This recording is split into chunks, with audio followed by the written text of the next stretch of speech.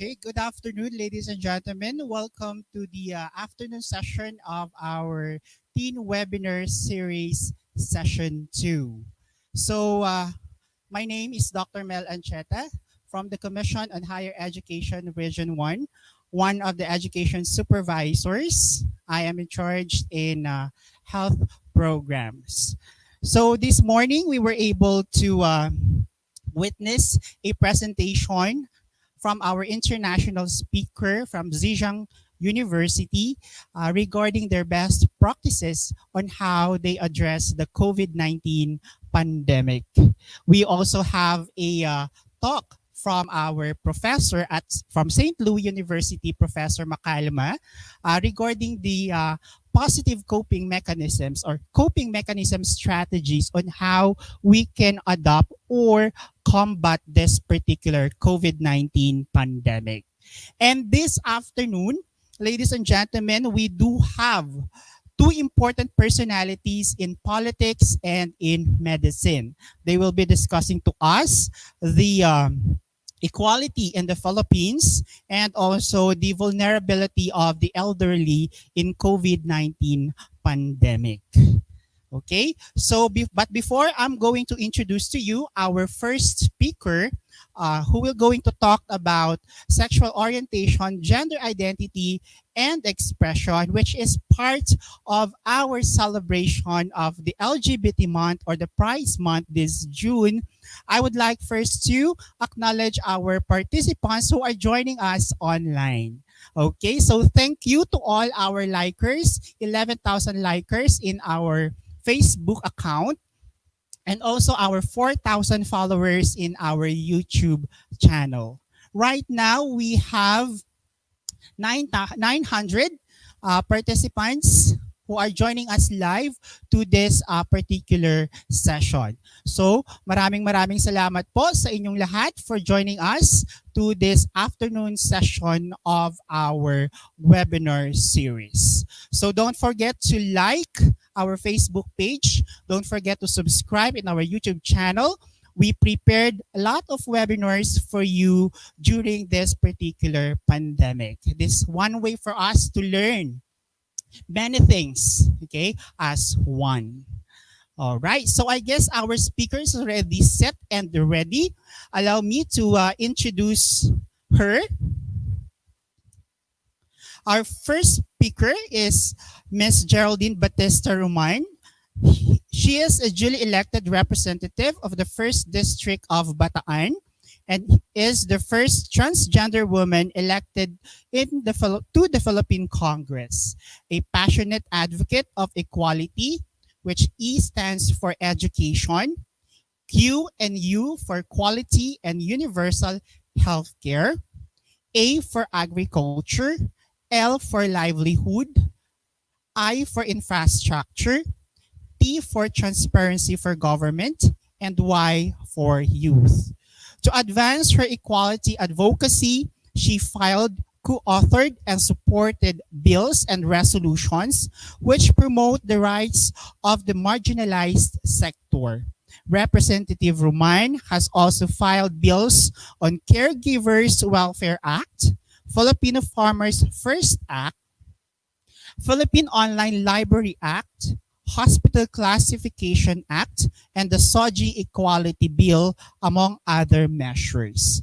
Representative Roman has been awarded by the U.S. magazine Foreign Policy as one of its 100 leading global thinkers of 2016 for being a challenger for the redefining fitness to govern and for pushing for the SOGIE Equality Act. She was also recognized by Time magazine as one of the most inspiring women of 2016, together with Hillary Clinton and Beyonce. Ladies and gentlemen, let us all welcome Honorable Geraldine B. Roman. Hello, Thank you ma'am. very much to our host. Magandang hapon po sa inyong lahat. Magandang hapon po, ma'am. So, Yes. I guess I will be giving you the floor now. Thank you very much to our host. Magandang hapon po sa lahat ng mga officials, mga teachers, mga students na nagsusubaybay po ng ating webinar series this afternoon. First of all, I'd like to thank the Commission on Higher Education of Region 1 for inviting me to participate in this series. I would like to introduce myself. I am Geraldine B.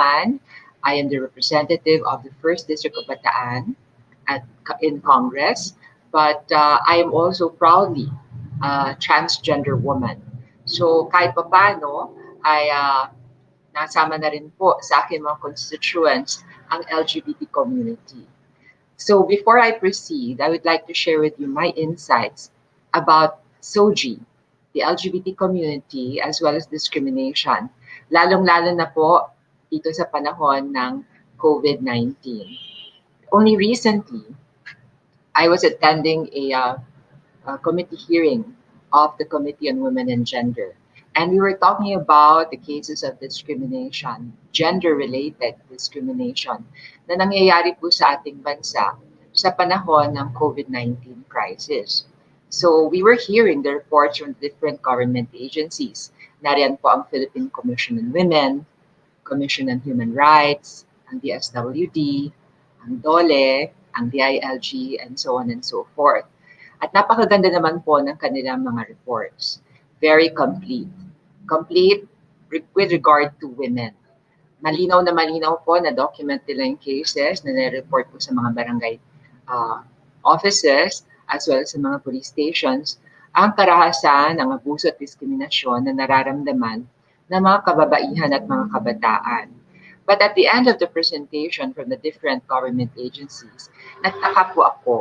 Ang pangalan po ng aming komite ay Committee on Women and Gender Equality. Pero tila nakaligtaan nila isali at i-report ang cases ng diskriminasyon at karahasan na nangyari laban sa mga members of the LGBT community. Nakakalungkot pong isipin. At pagsusuriin po namin, ito po ay nagpapatunay lamang na may kakulangan pagdating sa mga batas na magpoprotekta po ng members of the LGBT community. Bibigyan ko po kayo ng halimbawa. Meron pong isang trans woman dito po sa aking lalawigan ng Bataan sa Balanga City. 25 years old siya. Dahil sa quarantine ay napilitan siyang umuwi sa kanilang tahanan. Because she had transitioned outside of their home at nagulat ang kanyang pamilya, siya po ay binugbog. Binagbog po siya sa yung slide. Binugbog po siya dahil siya ay isang trans woman. Nag-report po siya sa barangay office, pinabarangay po niya, subalit ay pinagtawanan lamang po siya. Ang sabi sa kanya, bumalik ka na lang sa bahay, makipag-ayos ka na lang sa iyong pamilya. Alam niyo po, kaya hindi po nare-report ito na malinaw na kaso ng diskriminasyon ay walang batas sa ating bansa that typifies this kind of behavior as discriminatory and criminal. Kung ito po ay nangyari sa isang babae, malinaw po ito ay paglabag sa ating VAUC na batas. Pero sa kasong ito, tinatanong ko po sa inyong lahat, ano po ang pwede nating ikaso doon sa taong nang bugbog sa trans woman na ito? Physical injuries lang ba? Para sa akin po, hindi sapat ang physical injuries. Dahil binugbog po itong taong ito dahil sa kanyang gender identity. Meron din pong kaso, taga Quezon City naman. Sila po ay isang alternative family. Same-sex po ang magkarelasyon. Nung lumapit sila sa kanilang barangay officials para mag-avail ng SAP, pareho po silang babae, sila po ay lesbian, sinagot sila ng isang barangay officials. Bakit? May anak ba kayo? Kasal ba kayo? So pinagtawalan lang po sila at pinauwi. Ito po ay malinaw na kaso ng diskriminasyon. Dahil ang tanong, ano ba ang kinalaman ng kanilang sexual orientation, ang kanilang pagiging lesbian, sa kanilang pangangailangan makahingi ng tulong mula sa pamahalaan? Sila po ay tao, kinakailangan kumain, kailangan gumastos, at kailangan din ng ayuda mula sa pamahalaan. But because there is no law that will protect people of diverse SOGIE sexual orientation and gender identity and expression ay hindi po naire-report ang mga kaso na ito. Kung kaya't, ngayong hapon na ito, sa ating mga nanonood at nakikinig, nais ko sana mabigay ng a little basic information. What is SOGIE? Alam nyo, nung nakaraang taon, nung napag-uusapan yung SOGIE Equality Bill sa Kongreso, sa Senado in particular, ay merong ilang senador na pinagtawanan itong SOGIE. Ano ba itong SOGIE na ito? Meron pang isang nagtanong na senador, are you a SOGIE? Well, nais ko sanang paalala sa inyong lahat. Lahat ng tao, whether straight, lesbian, gay, bisexual, or transgender, ay may tinatawag na sexual orientation and gender identity and expression. So, let us start the presentation. Can we run through? Okay. The first two letters are what you call sexual orientation. Ano ba itong sexual orientation na ito? Ang sexual orientation ay sumasagot sa katanungan, sa anong kasarian ka ba na-attract? If you are a man, you view yourself as a man, but you're attracted to other men, you are gay. If you are a woman, you identify as a woman, but you are attracted to other women, and you can only love as a woman, ikaw ay isang lesbian. Ngayon, kung ikaw naman ay pinagpala at you have the capacity and the orientation to fall in love with both men and women, you are a bisexual person. Ang sabi nga nila, ano ba daw yung bisexual? Sabi ko, ang bisexual, yun yung taong masaya kasi pwede siyang ma-in-love sa lalaki, sa babae. So, yun po ang tinatawag nating sexual orientation. Ako nalulungkot ako kasi maraming members pa rin po ng LGBT community ang hindi nakakaunawa ng SOGIE. And I was even posing a challenge sa mga members ng LGBT community. Sabi ko, my golly, kung kayo at tayo mismo na nasa loob ng LGBT community ay hindi nakakaunawa kung ano itong SOGIE, how do we expect our straight friends and family members and relatives na makaunawa kung anong SOGIE? So let's go back again sa ating sexual orientation. Kapag ikaw naman ay lalaki, na-in-love ka sa babae, you are straight. And vice versa, ikaw ay isang babae, na-in-love ka sa lalaki, you are also straight. So yan malinaw. O meron pa palang isang classification. Meron din pong mga tao na for some reason or another do not feel any kind of sexual or romantic attraction to any gender. O kahit sa kaninong tao, hindi po siya nai-in love. Mari sigurong pare, I don't know, o maring isang taong may psychological condition, what have you. These are asexual people. So ulitin na, natapos ko ng bisexual. Okay.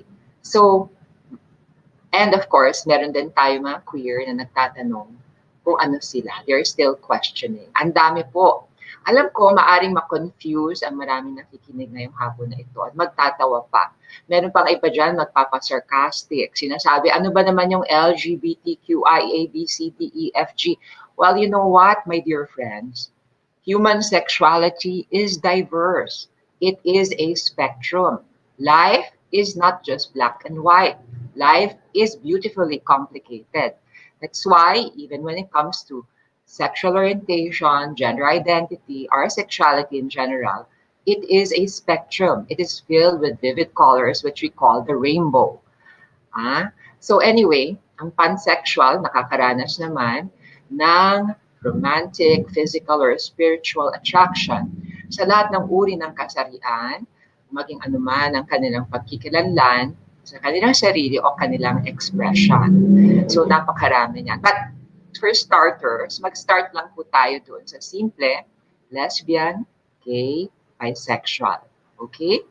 Now, punta naman po tayo doon sa larangan ng gender identity. So sa gender identity po, ang tanong natin, ano ba ang pagkakakilala mo sa iyong sarili? How do you identify? What are your feelings? How do you think? It is a sense of self-awareness and consciousness. It has nothing to do with the object of your attraction. This is directed inwards. Ngayon, may mga tao na pinapanganak.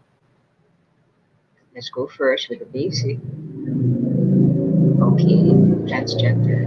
Okay, and transsexual and transgender. There are some people who are born with a male anatomy, but have the identity or the self-awareness of that of a woman. Ang tawag po sa kanila ay trans women. Meron din naman mga babae, pinapanganak with the anatomy of a woman, pero sa loob, ang kanilang psyche, ang kanilang pag-iisip, ang kanilang, the way they relate to other people, including that, is that of a male. Ang tawag sa kanila ay trans man. To give you a clear example, ang inyong pong lingkod, pinanganak po ako with the body of a man, but I had the heart and the mind of a woman. And of course, eventually, nag-transition ako. Next slide. Transgender.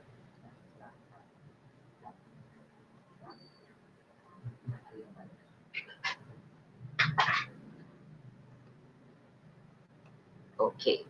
Ang pagkakailala ng sarili, ng kasarian at papapahayag ay naiiba sa inaasahan ng kultura at lipunan na batay sa kasarian ng kapanganakan. This is, I would say, to not complicate us, transgender and transsexual are terms that are oftentimes interchanged.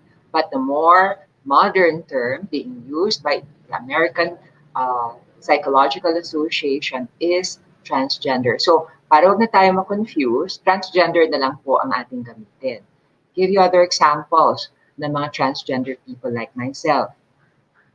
Nandyan si dating Charis Mentenco, na ngayon ay si Jake Cyrus. Nandyan din si Angie King, na dati po binanganak siya lalaki, but now she is living her life as a trans woman. Nariyan din po si Bibi Gandang Hari, trans woman po siya. Nariyan din po si Ice Guerra, na famous singer but identifies as a man. They are transgender people like myself. Next slide. Cisgender. Ano ba itong cisgender? Alam nyo, ito po yung mga tao, pag ikaw ay lalaki at pinanganak kang lalaki, ang tingin mo sa sarili mo lalaki, ang gender identity mo ay lalaki, ikaw ay cis man. Pag ikaw ay babae and your gender identity is that of a woman, you are a cis woman. Kumbaga, they would be considered the norm, in society. But I would just like to remind everyone that ito po ay nagpapatunay na ang ating gender identity does not lie sa ating genitals. Kasi kung ang magiging basihan mo ng gender identity is just your anatomical sex, di sana walang mga taong katulad ko. I mean, this is something naturally occurring. We are part of nature. So, this is just the reality of things. We are equally as valid as cisgender people. Next slide. Genderqueer. Alam nyo, sabi ko nga, life is not that simple. It's not black and white. There are people who are still questioning. And kasama po dito sa category nito ang mga tinatawag na genderqueer. Ang ibang tao nakikita ang kanilang sarili bilang lalaki at babae, hindi lalaki, hindi babae. Sometimes it's evolving, their identity. Ganun talaga eh. This is the complexity of the human psyche. It takes time for some people to discover what their real gender identity is. Sometimes nga, they just lie in between. Hindi sila nag-identify totally as men or women, just sometimes in the middle. And there are people like them. Ang paalala ko lang po sa mga nakikinig ngayong hapon, Alam ko may iba sa inyo nagtatanong sa inyo, why do you have to complicate things? Well, sabi ko nga, life is complicated. Sexuality is a wide spectrum. And nice ko rin paalala sa inyo, just because you are not genderqueer, you're not transgender, you're not lesbian, you're not gay, doesn't mean we do not exist. We are as valid as all of you are. Okay, next slide. Non-binary, okay. Yun ang sinasabi ko na hindi sila nagko-comply whether as totally male or female, nasa pagitan lang sila. Next slide. Okay. Transgender, nakakaranas ng lahat ng pagkakakaninda ng kasarian, sabay o paglipas ng panahon. There are some people there at certain times they feel more female. At certain times they feel more male. And depende, ganon, ano? So those are people who are called pangender. Next slide. Intersex. This is more of a biological condition. Sabi nga nila, marami nagko-quote, lalo na yung mga tumutuliksa at nanguhusga ng LGBT community. They often cite the book of Genesis, kung saan sinasabi na God only created men and women. Well, that is from a biblical point of view, before biology and science advanced, at nung panahon na wala pang medisina. Well, the truth of the matter is that there are people who are born intersex, meaning meron silang genitalia of men and women, yung mga tinatawag na hermaphrodites, and there are also various levels of intersexuality. May mga tao na some sort of, yung kanilang phenotypical, yung shape ng kanilang genitalia is female, kahit na chromosomally sila ay male. So yung mga nagsasabi, ay nako, the ultimate measure of your gender identity should be your chromosomes. Wrong kayo dyan. That only determines your biological sex. Gender identity lies here in the brain, katulad nga ng sinasabi ko kanina. Pagbalik natin dun sa intersexuality naman, ano sasabihin natin sa mga tao na ito? That you are not valid? That God did not create you? Hindi po pwede nating sabihin yan. There are people who are born intersex. So, baka naman magalit siya ng iba pag sinabi ko, dapat para kumpletuhin yung sitas na yan mula sa Book of Genesis, God created man, woman, and intersex people. Because this is the truth. This is from the point of view of biology and medicine. And may I add, if God created intersex people at the level of chromosomes, kasi meron ding XXY, merong XYY, and also created intersex people at the level of, hormones, at the level of their genitals, etc., etc. What makes you so sure that He will not also create people who are intersex at other levels? Let's say the psychological level, etc., etc. Ito lamang po ay nagpapatunay that God created a complex universe. Ano po, at bahagi pa rin kami ng universe na ito. Next slide. So yun po ang ating SOGIE 101. Let me now go to yung ating cases of discrimination.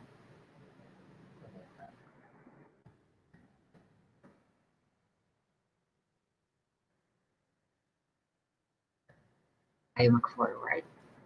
Okay. I keep on insisting that we are valid. Kami pong members of the LGBT community. And I consistently make appeals to everyone to understand us and not just to invalidate us just because you happen to be straight. And the basis of all of this is the fact that we are human beings and we are also Filipinos. Therefore, we have human rights and we also have civil rights. So, ano po ba ang discrimination? When you treat somebody differently, when you deprive that person of certain privileges or rights or even obligations, simply because that person happens to be different, well, you know that that is discrimination. So dito sa ating bansa, madalas sinasabi, oh my God, ang mga LGBT ay tanggap na ng lipunan. Accepted nga ba? That is a big question. I would say that more than being accepted, we are just being tolerated. At ngayon naman kami hindi to tolerate. Eh, ang dami-daming mga teachers, ang dami nating mga classmates, mga katrabaho, na members of the LGBT community. Masaya kaming kasama, di po ba? Kami ang mga beshi ng lahat ng tao. We make you laugh, we make you beautiful, we make your memorable events even more memorable and more beautiful. We are your musicians, your composers. We are present in all sectors of society. Kaya sasabihin nyo, okay, accepted kayo. You know, the true test of acceptance is basically pagdating sa mga karapatan. Do we enjoy the same rights as you do? If the answer is no, therefore you cannot say that we are accepted. We're just tolerated para lang kaming salingkit. You're okay as long as you stay in this certain sector. Hanggang doon na lang kayo sa entertainment sector. You're okay basta kayo lang ay not involved dyan sa beauty and aesthetics sector. Inaayos ninyo kami. But if you want to go mainstream sa politics, in my case, I remember when I first joined politics, hirap na hirap ako kasi lagi na lang tinutuligsa ng aking political rival ang aking gender identity. And that was a painful experience. Then natanong ko sa sarili ko, my golly gee, nasa 21st century na tayo. Bakit ba ginagawa pang issue ang aking gender identity? Why? Does it make me a less effective legislator or a less effective public servant? Wala pong kinalaman ang aking gender identity. Or in the cases of people who are in companies or executives, they are forced to stay in the closet. Kawawa sila. Or pag nag-come out of the closet sila, they begin to experience a different kind of treatment. Maring, well, we can start from the immature bullying na ginagawa pa rin, or they will be deprived of the opportunity to go up the corporate ladder, hindi sila pinopromote. O kaya sasabihan silang ganyan, wag ka na sumama sa seminar na ito, pasamahin, wala ka namang anak, yung mga ganyan. So when you give a different kind of treatment, usually to the disadvantage of the person, you are discriminating against that person. The sad thing about discrimination in our country is that everybody knows what discrimination is, and nobody wants to experience it. But when it comes to the laws of our land, ang pinoproteksyon na lang po at this point are women. Sa mababang panahon, ang mga kababaihan talaga naman diniscriminate yan. Bago pa bumoto ang mga babae, pinaglaban niya ng mga babae para makaboto sila to enjoy the same rights as men. So it's a long struggle. Kaya naman nagkaroon tayo ng special na mga batas para sa kababaihan. We have the VAUC, Violence Against Women and Children. Napakarami pang mga batas that will promote gender equality when it comes to women. Ang tanong ko, pagdating naman sa LGBT community, meron ba tayong batas? Wala. Wala tayong mga batas. Katulad nga ng mga examples that I cited earlier on, pag binugbog ang isang transwoman dahil siya isang transwoman, what is that? Simple physical injury. They totally disregard the fact that the motive of that violence is gender-based. So parang hindi fair po ito. So ito, meron po akong before you a slide. Sabi ni Justice Roberto Abad, LGBTs are by and large, subtly, if not brutally, excluded from the mainstream, discriminated against, and persecuted.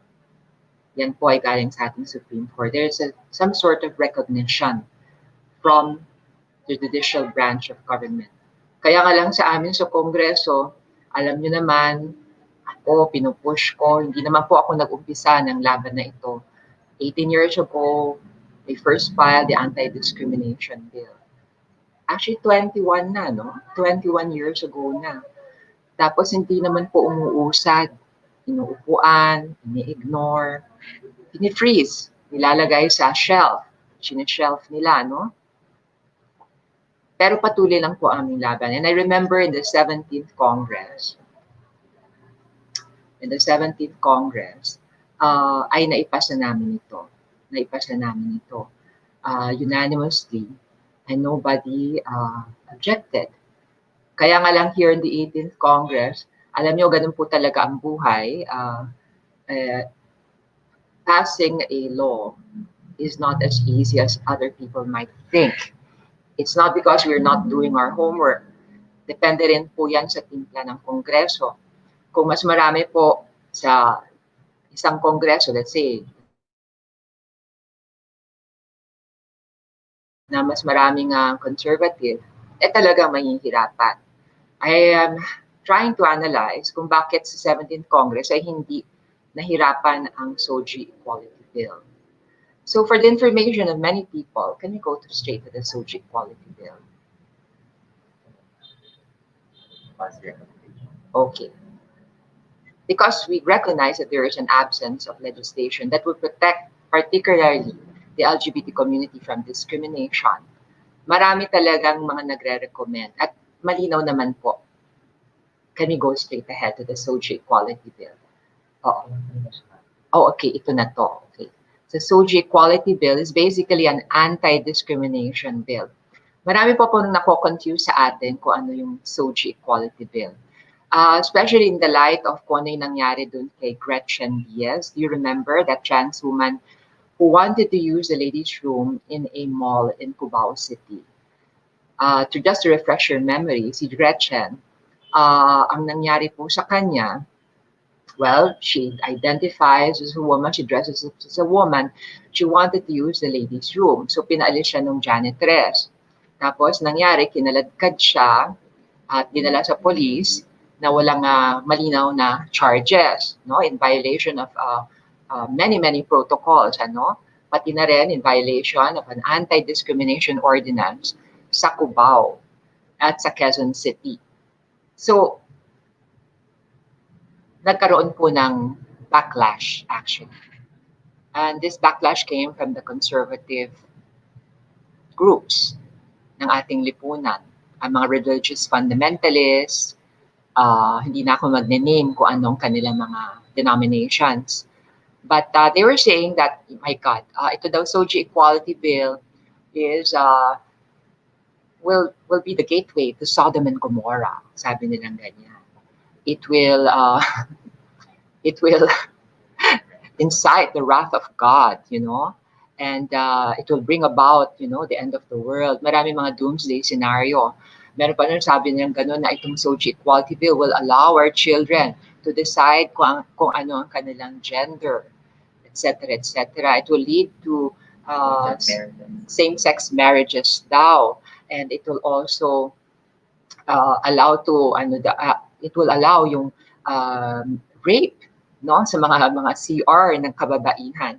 Well, it is none of those actually. The anti-discrimination bill is simply an anti-discrimination law. Hindi po ito asking for special rights and privileges katulad ng sinasabi ng mga conservative groups na ito. Sinasabi nila, my God, bakit kayo mga LGBT, you want a special law? You want to be privileged. Alam niyo po, sa paggagawa ng batas at sa history ng paggagawa ng batas, talagang ang mga marginalized groups, ang mga marginalized groups ay nagkakaroon ng mga espesyal na batas. O ehemplo, ang kababaihan. Sa mahabang panahon, nadi-discriminate ang kababaihan. So we have this myriad of laws to protect women, beginning with the VAUSI law natin. Ang mga PWDs for the longest time nadi-discriminate. Kaya meron tayong mga espesyal na batas para sa mga PWD. Ganun na rin ang mga teachers. Ganun na rin po ang mga senior citizens. Lahat po na mga grupo ng lipunan na subject for the longest time sa discrimination ay nabibigyan ng espesyal na batas, mga IPs po. Pero bakit pagdating sa LGBT community, mayroong mga nagre-reklamo at nagsasabi na humihingi kami ng mga special laws at feeling entitled kami at privileged. So ano po man nilalaman itong anti-discrimination bill? Ang ginagawa po na anti-discrimination bill, it simply identifies ang iba't ibang kaso ng diskriminasyon sa loob ng trabaho, workplace, sa loob ng paaralan, sa pagbibigay po ng serbisyo mula sa pamahalaan, pati na rin po ang mga discriminatory acts na nangyayari sa public places, and public facilities. So malinaw po yan, wala po yung kinalaman sa same-sex marriage. So yurin nyo man po ang anti-discrimination bill, you will not find a single provision that will allow two men or two women to get married. That is a totally different matter. Wala rin po kayong makikitang provision dyan sa loob ng anti-discrimination bill that will allow a person to legally change his or her legal sex. Hindi po ito gender recognition law. So kung susuyurin po nito at susuriin, makikita nyo na ang hinihingi lang po namin ay sana mabigyan kami ng pantay-pantay na pagkakataon sa loob ng workplace, sa loob ng paaralan, sa loob ng mga public and commercial establishments at sa pagtanggap na rin po ng serbisyo mula sa pamahalaan. Hindi po ito something that is out of this world. So, ayan po. Now, the problem is that I think medyo conservative ang timpla ng ating Kongreso ngayon, the 18th Congress, kaya hindi po umuusad dito. Plus the fact that we are now suffering yung COVID crisis natin, hindi pa po tapos ang laban kontra sa COVID-19.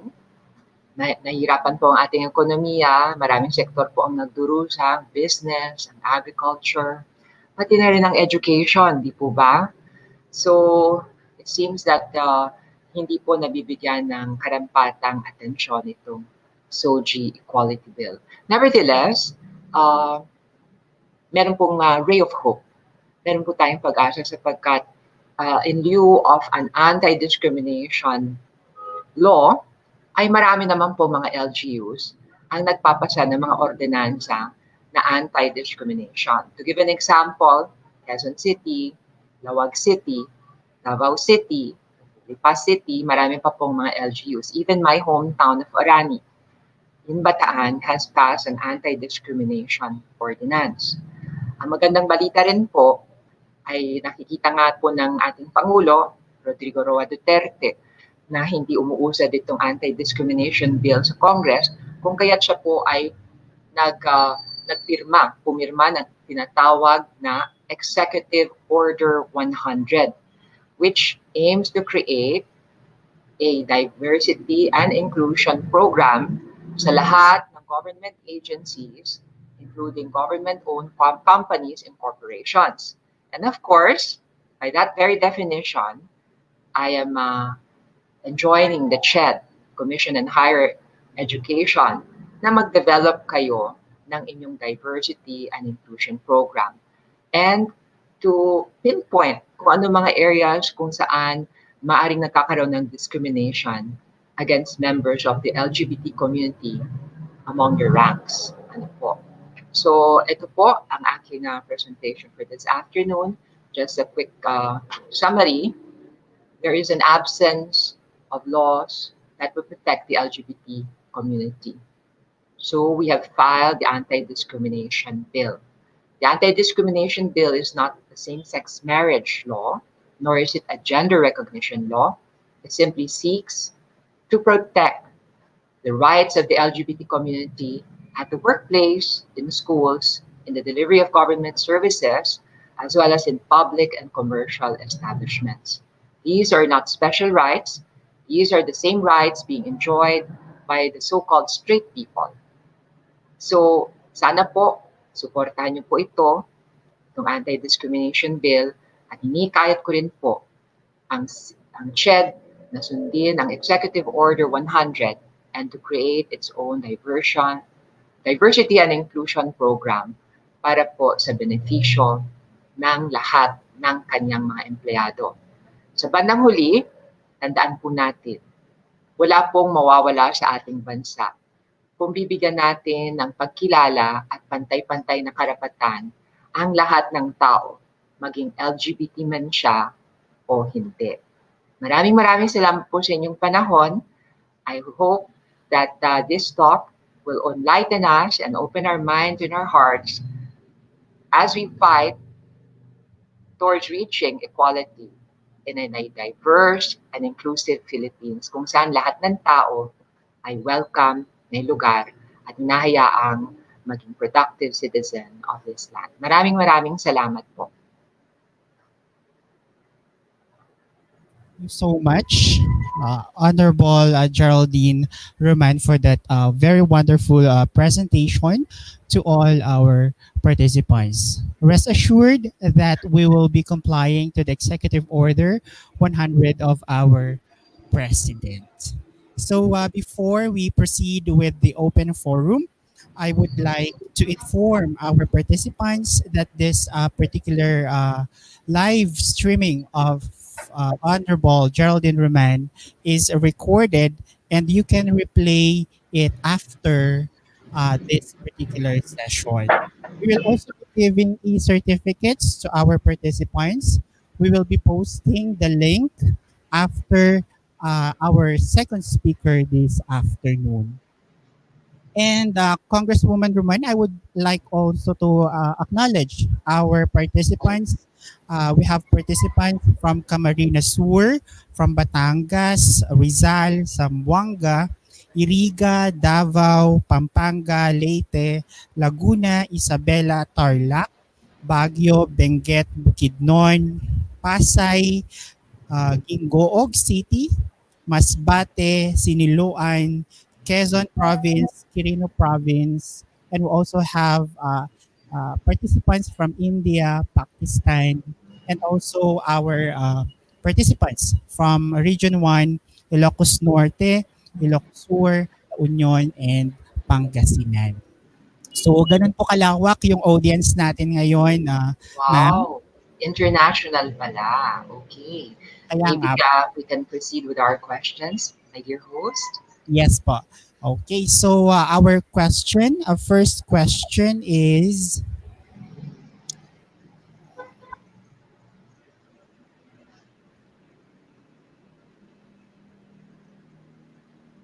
may I request the technical team to assist me? Ito po. First question, ma'am. Good day, Honorable Roman. I have good friends and relatives who are members of the LGBT community.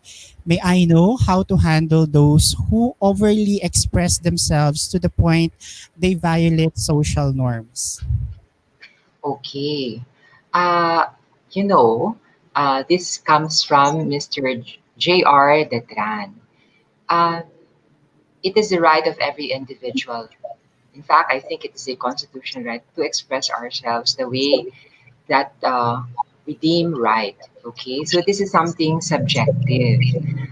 For you, maaring excessive yon and it violates social norms. Pero para sa taong, for that person concerned, it may not be that.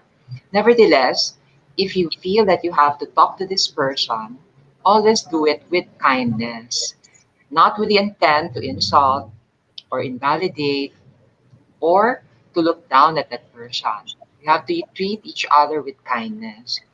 And besides, how offensive can that behavior or that way of self expression be? You know what? There are many reasons for us to be offended in this world. I may not like the color of your lipstick or of your t shirt. And I could even say that is a violation already of your social norms. But you know, if you're going to be extra sensitive in life, you're the one who's going to suffer. So may I just ask for some sort of tolerance? Of course, this does not take away from the right of companies to impose a uniform policy. Or in the case of Chet, na kailangan manamit ng desente.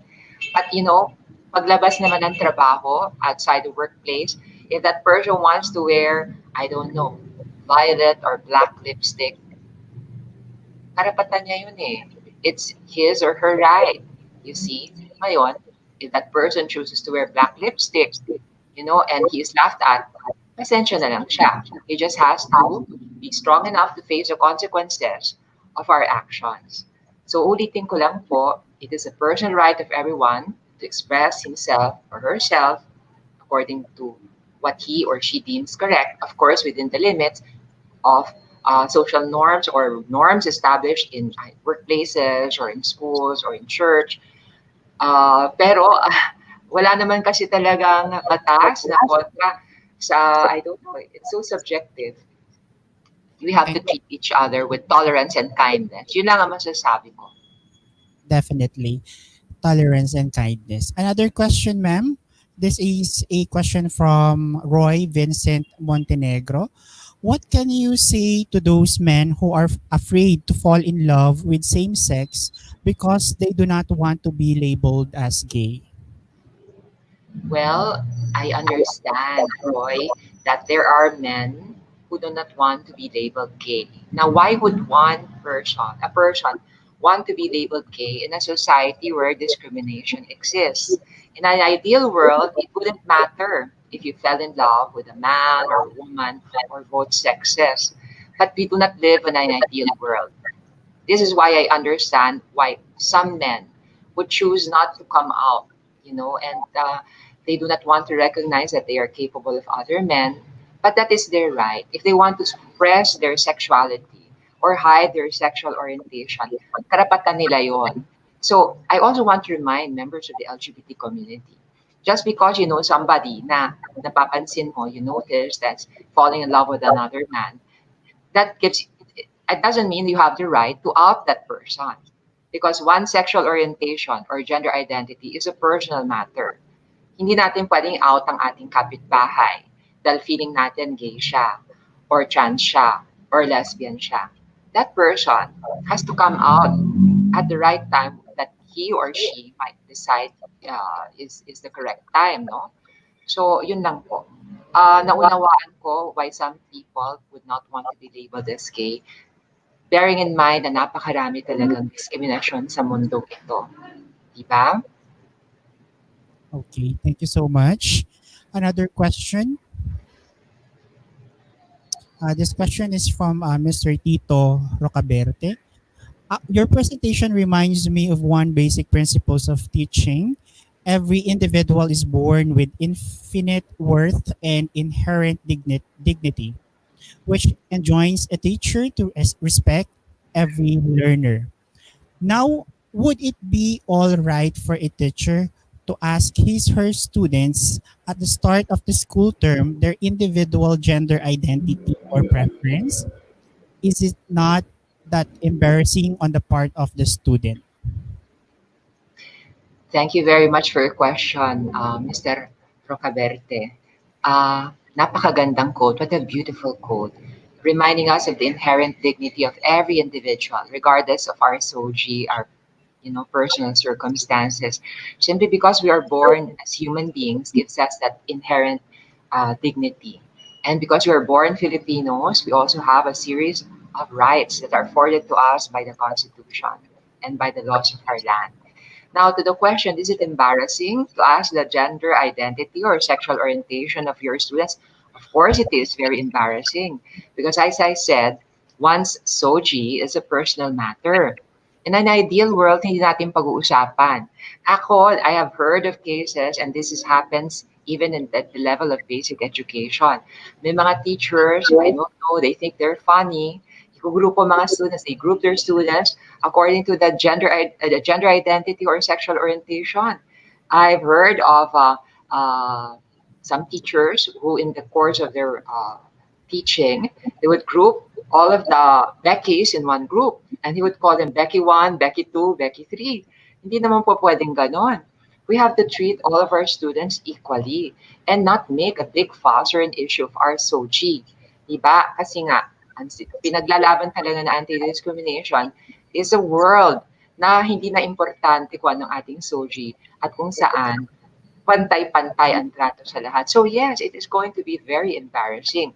Unless of course, kasi pag bata naman, hindi naman siya magka-come out eh. Pero usually at the college level, unless of course that student decides to come out, hindi naman po pwedeng i-provoke ng teacher kasi mapapahiya ang ating mga students. When you deal with the students, tratuhin nyo lang siya as a human being. Don't even think about his or her SOGIE. Yun lang. Thank you, ma'am. Another question. This is from Ms. Zeya Cote. Hello, good day. What do you think is the best way to advocate LGBT equality in the workplace and to address LGBT workplace issues? Okay, what would be the best approach if you're working in a company and you are openly a member of the LGBT community? The best way is really through positive portrayal. Do your best. Maging magaling ka sa iyong trabaho. Because if you perform very well in your work, nobody will mind your SOGIE. Hindi napapansinin masyado ang SOGIE. Ngayon, kung sa kasamaang palad, you are working in an environment that is hostile to the LGBT community, maybe it's time to look for another job. Kasi ang hirap eh. The sad fact of the matter is that if you work in an environment that is hostile to LGBT people and they are already experiencing discrimination, you're being bullied already, kahit i-report mo yan, wala naman po tayong batas sa ating bansa. Unless you happen to work in a company that is located in Quezon City where there is an anti-discrimination ordinance or Lipa or Davao, etc. etc. Kaya nga itong irony sa ating bansa. You have places where LGBT rights are protected, but you also have other places where LGBT rights are not protected. And this by itself is a clear, very, very clear example of a lack of equality. Hindi pantay-pantay. Sana, ang ideal situation sa buong Pilipinas, from Apari to Holo, ay bawal ang diskriminasyon. Thank you, ma'am. Another question. This is from Miss Genevieve Sales Abarabat. What is your stand about teachers of the same gender or orientation having relationship? Thank you, Genevieve. Alam ko na merong Magna Carta for teachers. And in fact, part of that Magna Carta states that if you are a teacher and you engage in a same-sex relationship, you will be deemed immoral and you'll be kicked out of the ranks and lose your license to teach, which for me is the greatest hypocrisy in the world. Because sa totoo lang, Diyos ko, hindi naman tayong tanga. Ang dami-dami ko kilala mga high school, college professors who are member of the LGBT community.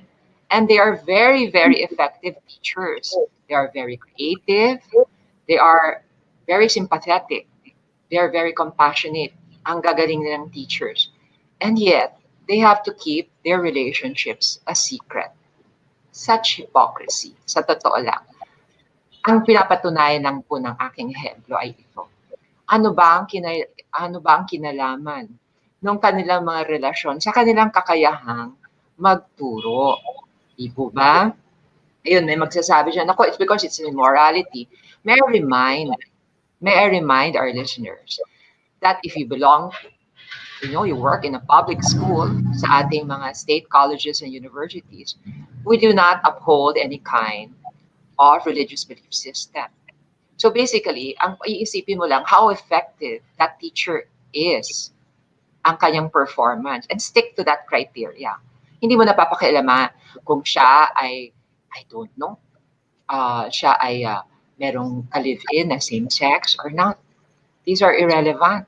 Sa totoo lang, Ngayon, doon sa mga masascandalize, you just have to remind them that, I'm sorry, this teacher is very effective. At hindi natin siya pwede tanggalin on the basis of his or her sexual orientation. For me, it's irrelevant. So yung Magna Carta for teachers, that is just a code set up by very conservative people. And to be honest, I don't agree with it. Not in its totality, and definitely not in those terms na where people who are in same-sex relationships are discriminated against and forced to live their lives in secret. Thank you, ma'am. Another question we have from Charlotte Kanilang. What is your stand on universities or colleges that does not permit cross-dressing or school uniform or even in events? Will that violate the gender identity of the student? Siyempre, hindi ako pabor dyan. I am not in favor of that. I remember last year, I spoke to the president of a state university in Region 3. Nakikiusap ako sa kanya. Sabi ko, Madam, why are you disallowing this trans woman from attending the graduation ceremonies dressed according to her gender identity? Ang ganda-ganda niya, mahaba ng hair niya, she's living her life, she has undergone surgery already. What is the reason behind this insistence that this woman, who is apparently a woman, at least on the outside and everything, and on the inside, because that is her gender identity, nakagraduate naman siya. Mataas ang kanyang grade. Why are you disallowing her to attend the graduation ceremonies wearing women's clothes? Ano bang mawawala sa paaralan nyo? To begin with, you are a state university. So what is the reason that you are trying to uphold a certain religious belief system? And why are you judging this person? That person should only be judged on the basis of her grades and her performance in school. And to my knowledge, nakapasa naman siya, so she should have been allowed to graduate. So after this conversation, eventually, nag-give in naman yung state university president na ito. At wala naman, hindi naman kumulog at kumidlat, bumagsak ang langit doon sa State University yun. Just because this trans woman was allowed to graduate wearing women's clothes. Thank you, ma'am. Another question. This is from Miss Altia. Why is it that there's a suggestion that DepEd would not permit gay teachers to teach at the formative years of each pupil? Does it imply that sexual orientation is significant on hiring teachers? Or are they merely imbibing the theory that we learn by imitation? What's your standpoint about this, ma'am?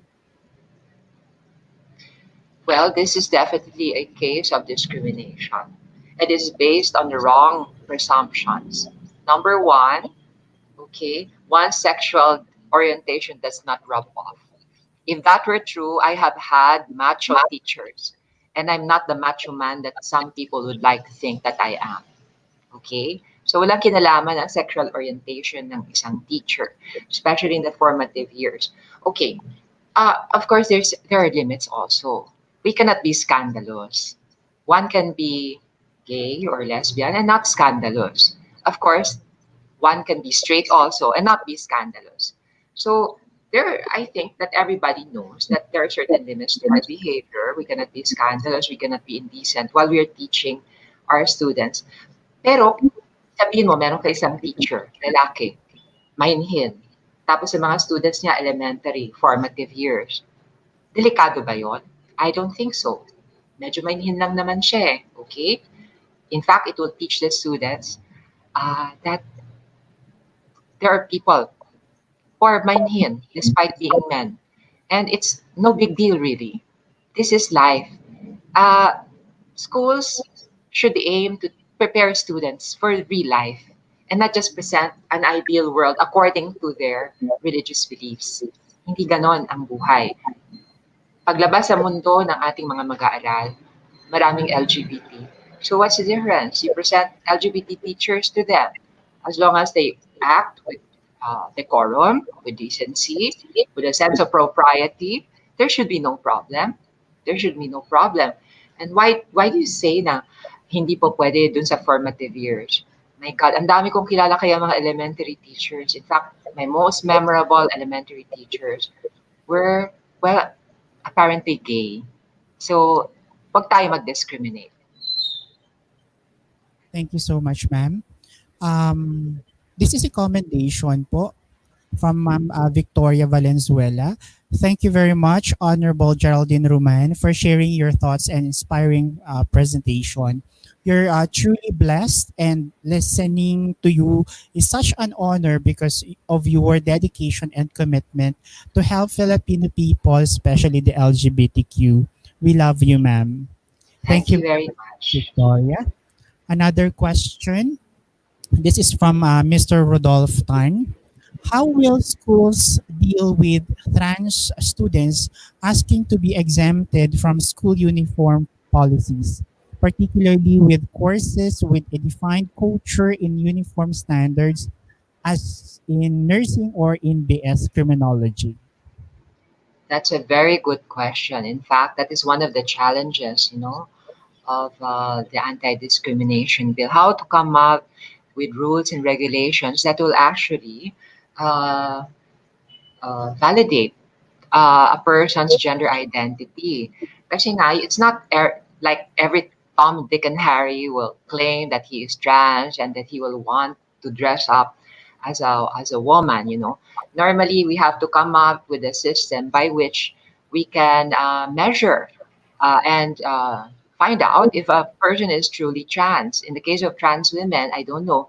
Normally, if you are a trans woman, by your college years, you shall have already advanced in your transitioning. Maybe nag-hormone replacement therapy ka na, maybe uh, pa pa-opera ka na, nagpalagay ka na ng breasts, or I don't know, you might be wearing your hair long already, and you might be wearing makeup. So until we come up with very clear rules and regulations, medyo mahirapan na tayo dyan eh. Kasi nga, sasabihin ng iba, it's prone to abuse. Every Tom, Dick, and Harry can claim that. But you know what? The reality of things is that you get a macho man, kahit sino diyang macho sa kanto, kahit bayaran mo pa ng 1,000, hindi yan magbibihis ng uniform ng nurse na babae. Because it goes against his very essence and his gender identity. So when trans people approach school administrators to ask them to be allowed to wear the uniform of their choice, and dahil merong pinaghuhugutan yan, meron talagang certain reality na nag-i-exist dito. Ako naman, I've seen the examples of other schools. Marami pong eskwelahan. May I mention FEU? Marami. In fact, several Catholic schools, meron na silang yung uniform policy na flexible. Wala namang mawawala sa eskwelahan if you allow trans men or trans women to dress up according to their gender identity. In fact, what you get is just a batch and a group of people who are very happy with their school. They feel welcome and they perform well as students. Now, it's a different matter once they graduate. Kasi nga, hindi naman ganun ka-open sa mundong labas. Sa labas, ano? That's why we need a SOGIE equality bill or an anti-discrimination bill. So policies can start from the schools. And sana maengganyo ang ating mga state colleges and universities to be tolerant. Thank you. Thank you, ma'am.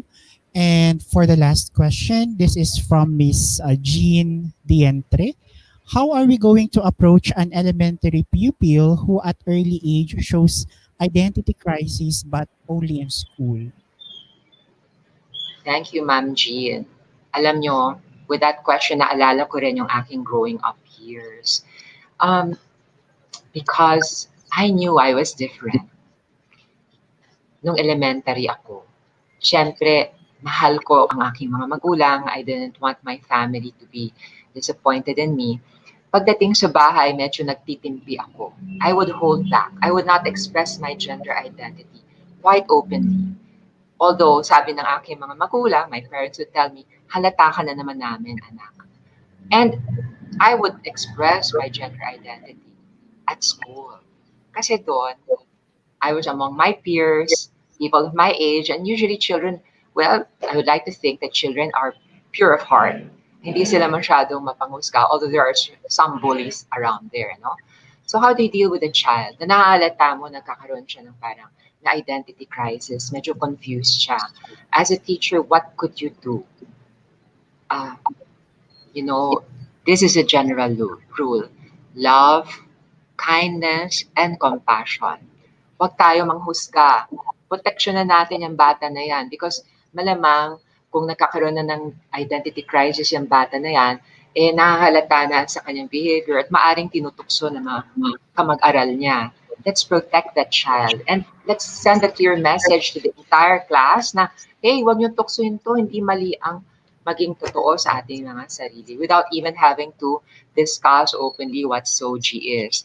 The knowledge of SOGIE is basically sa ating mga adults na rin, sa mga guro, sa mga school administrators, so that we can, these principles will guide us in developing our school policies. But nothing will be lost kung you just treat this student in a normal way, but with extra kindness and understanding, and also protecting that child. Okay? Okay, thank you so much, Congresswoman Romain. Thank you for sharing your thoughts, your opinions, and for openly uh, redefining LGBT on this particular webinar. Okay, so thank you, ma'am, for being the voice of the LGBT community. Any final word to our participants po? I would just like to make an appeal once more to our school administrators, our CHED officials, our teachers, and our students na to open their minds and their hearts to members of the LGBT community. We walk amongst you. We are part of society and we can contribute greatly to the development of society and of our country if and only if we are given equal rights, equal opportunities, and equal protection under the law. So let us fight for equality because it will mean a happier, more diverse, more inclusive Philippines. Maraming salamat po sa panahon ninyo and God bless us all. Thank you so much, ma'am. Okay, so in behalf of our Regional Director, Dr. Rogelio T. Galera, our OIC Chief of Technical Unit, Mr. Danilo Bosse, and our Chief Administrative Officer, Ms. Nympha Bueno.